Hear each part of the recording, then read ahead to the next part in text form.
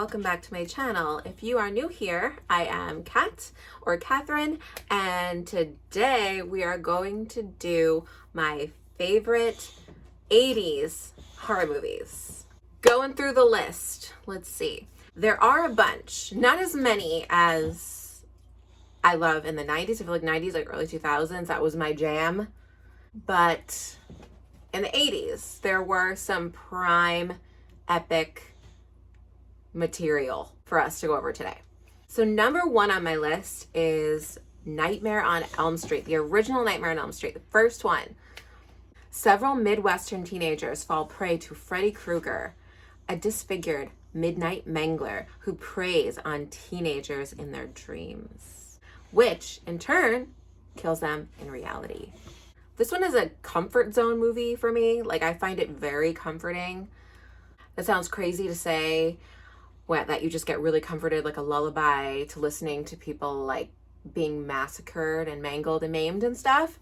Yeah, probably, but I feel like people with anxiety are going to understand this, like myself. Somehow it is very soothing. I don't know why. I can put that on, fall right asleep with that in the background. There's an epic scene in the first Nightmare on Elm Street that is the character's Glenn's death scene, basically.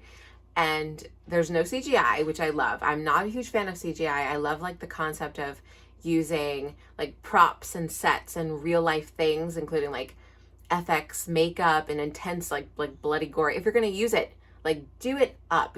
Be an artist and do it up. I want like real things in my horror movies, instead of like them standing in front of a green screen. I don't know. I'm not a bit, it's not my thing. So in his scene, they film it in a rotating room. So they had one shot. They had one shot of getting this cut. Wes Craven had one shot, and the crew. So what they did was they poured red dyed water out of, if you've seen the scene, out of the bed, which is upside down, to get the shot that it looks like it's bursting out of the bottom. By so doing that, they didn't consider the electricity running through the lights that were at the bottom, and the crew that were pouring the water in got electrocuted. No one got hurt. They were hurt, but they didn't die, which is awesome. So they started calling that room the Ferris wheel from hell. I can understand that one. But it's an epic scene. Epic. Number two, Hellraiser. This one's from 1987. A man inadvertently opens a portal to hell when he tinkers with a box he bought abroad. The act unleashes gruesome beings called Cenobites who torture their victims. I recently discovered Hellraiser. I feel like it's something I just always knew existed, but never watched it, never gave it like the time of day. And I'm really mad at myself for that, because it's one of my favorite ones now. The Cenobites in this movie, I think, are one of my favorite movie monsters that I've ever seen. And they're like intricate. They each have stories. So I guess they used to all be people that were tortured, and they completely lose themselves in this hellish like limbo. This one's definitely not for the faint of heart. It's very gory, super gory, but it doesn't take away how scary it is. It's really good. Number three, Friday the 13th from 1980. This plot follows a group of teenage camp counselors who are murdered one by one by an unknown killer while attempting to reopen an abandoned summer camp, which was the site of a child's drowning and grisly double murder years before. This is a classic slasher film. When you think of slasher, you think of Friday the 13th. It's the first thing, usually, for my brain anyway. And one of the biggest takeaways from this franchise, the Friday the 13th franchise, was if you're underage and you drink and you're doing things with whoever you're doing things with that you shouldn't be doing because you're underage, you're gonna die. And not like a nice gentle death, if that even exists. A really rough, really mangling death. So it was like this subtle, not so subtle message that they threw in there for all the teenagers that were watching. Just a fun little dark revenge movie, if you're into like that type of vibe. You'll be rooting for the bad guy, kind of, in this one. At least I kind of was. Number 4, Evil Dead, 1981. 5 friends traveled to a cabin in the woods where they unknowingly release flesh-possessing demons. This movie has some of the scariest demons I've ever seen in any horror movie. I don't know what it is. I don't know why. I think it might be the little pin eye contacts that they always do. And this is from the one from the 80s that I think is terrifying. It's just like the little giggling lady. Like, if you haven't seen it already, there's scenes that I'm going to talk about. The little giggling girlfriend, the main character's girlfriend, gets possessed, and like she's just like childlike and like just like wide grins, like terrifying. They did a remake of this movie in 2013.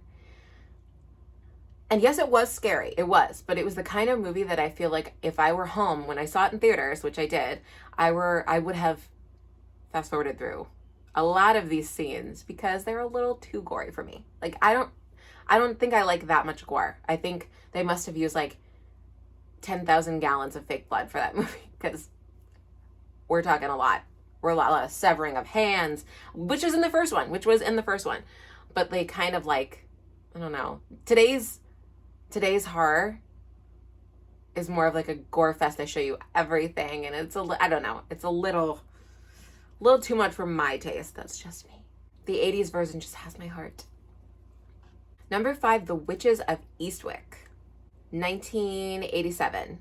3 small-town friends, each having lost the man in their lives, are feeling unfulfilled until a stranger arrives to begin courting each of them. As time goes on, they start to begin to worry about his ultimate intentions. I just first watched this a year ago, and I'm now understanding the joy that is this movie. If you know me, you know I love anything with like witchy movies, anything involving witches. I just gravitate towards. So it took me a long time for some reason, but I love it. Very whimsical and fun, like kind of campy. Jack Nicholson. Jack Nicholson. I love him. I think he's a madman, and I adore him. Kind of has practical magic vibes, which is another one that I love. Those are really fun, like horror movies. It's technically horror, but it's kind of, for me, it's more like a horror comedy. Number 6, Poltergeist, 1982. Strange and creepy things begin to happen to an average California family when ghosts commune with them through the television set. Unexpectedly menacing, and when little Carol Ann goes missing, they turn to a parapsychologist and eventually an exorcist for help. Besides this movie being terrifying, which it is, there were a lot of things relating to this movie that people were saying that there's a poltergeist curse for the people that worked on the set, because a bunch of, I guess, crew members, some of the cast, they all had weird things happen to them or died, got hurt. It all stems from like multiple people getting hurt, I guess, who worked on the set. That just kind of adds to the spookiness when you watch the movie too. Number 7, the Twilight Zone movie, 1983. 4 horror and science fiction segments, with each of them being a new version of the classic story from Rod Serling's landmark television series. I've always loved Twilight Zone. The movies the TV show, ever since I was a kid, because my dad showed me all these shows that like he grew up watching. And at the time, in like the 50s and 60s, these were really terrifying things. Like they were state-of-the-art animatronics and makeup, and really nobody had seen anything like that. There's one episode that they touch in the movie called 20,000 Feet. Yeah, 20,000 Feet was one of my most memorable episodes from the series, and then they remade it in this movie. So the main character, basically, if you haven't seen it, is in an airplane and is looking out onto the wing of the plane, and on the wing is a monster, some sort of monster. They're already up in the sky. There could be nothing hanging on to the wing, but there he is, and He's telling people and nobody sees it, nobody hears it, nobody sees the things it's doing. But this thing is trying to crash the plane. This thing is ripping metal off of the wing, walking right up to the little hole window and like basically just like scaring him, and nobody sees it. It's really scary. It's a really scary concept to be like alone, very isolated.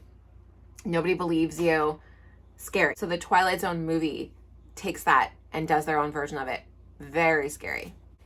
Lastly, but not least, we are going to go for number 8, which is The Shining, 1980.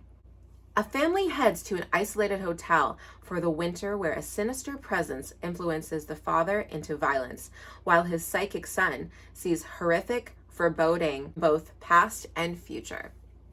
So I did save this one for last because it is my absolute favorite. I think probably my favorite horror movie ever made, probably. Yep, I can quote this movie. I think about this movie like pretty much almost every day. Is that sane? I don't know. But this is what it is. This is my life. So I love this movie.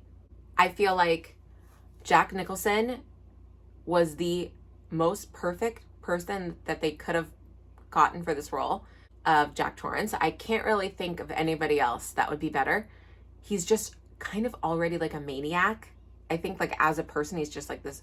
He played Joker, right? And he just has this vibe about him, like crazy. So to throw him into that is, my sister and I loved this movie so much that like she actually used the song from the 1920s party, the ball in the movie. That's the New Year's Eve ball that they play. You know the song at the end, the ending, the last scene. And she played it while she was walking down her aisle at her wedding. So, you know, we like adore this movie. And I've always just been drawn to horror movies that focus around ghosts. Like ghosts always scare me, like Insidious. Just things that involve storylines behind this one character or something like that. You just have the history in each character.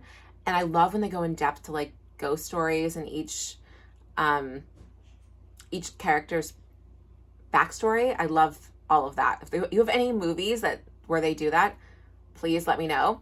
I would love to watch, and I will take suggestions.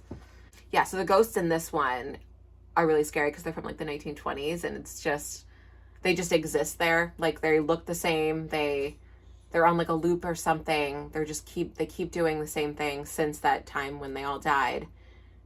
I watch it every year. It's my yearly whenever I have a snowstorm here in New York, I watch this. Whenever it's like the most snow, like we're gonna have like 4 feet or something, I'm like, we're watching The Shining again. Yeah, since he's so like isolated on a mountain in a snowstorm, it's like, I feel like I just get into it even more. I am a huge fan of Stephen King. I usually just like eat up anything that I'm a consumer of all things Stephen King, for sure. I did hear that Stephen King didn't like the portrayal that Stanley Kubrick did in his version of the movie. But for me, it's like the most perfect joining of brilliant minds and like created one of my favorite things in the whole world to watch. So I love it. So I appreciate you guys sitting through the whole video. Thank you so much for watching. If you please like this video, leave me a comment as to your favorite 80s horror movies, so maybe I can actually get to watch them, and like if I haven't seen them, I would love any of your suggestions. And leave me a little, if you can leave me a little like knife emoji if you made it to this part in the video. I would love that so much. I appreciate you so much. Thank you, and I will see you in the next one.